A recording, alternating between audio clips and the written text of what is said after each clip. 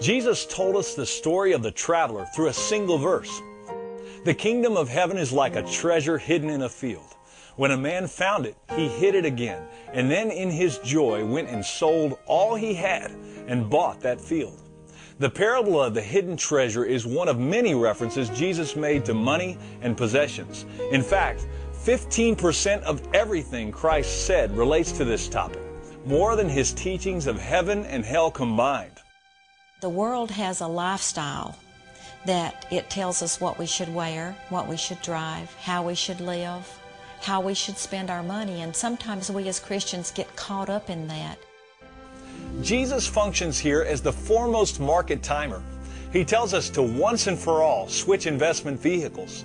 He instructs us to transfer our funds from the earth, which is volatile and ready to take a permanent dive, to heaven, which is totally dependable, insured by God Himself, and is coming soon to forever replace Earth's economy.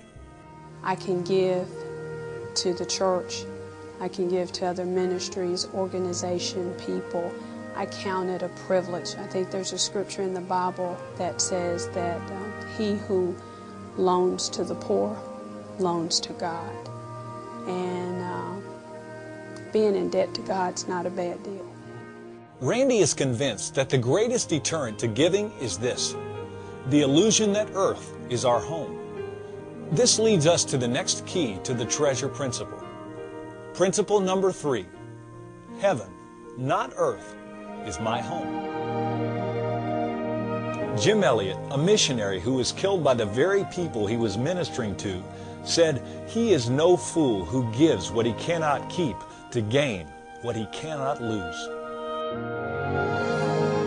But you might be wondering, where do I start? The logical place is where God started His old covenant children.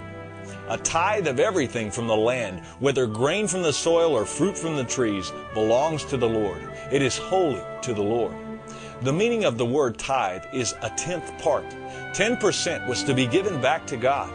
There were free will offerings too, but the 10% was mandatory.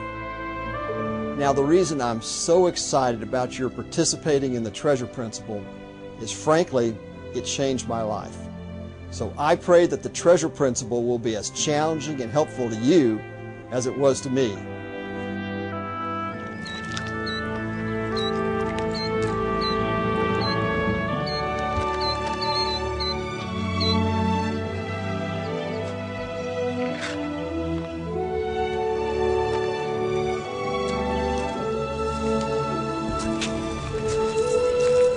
A first-century Hebrew walks alone on a hot afternoon.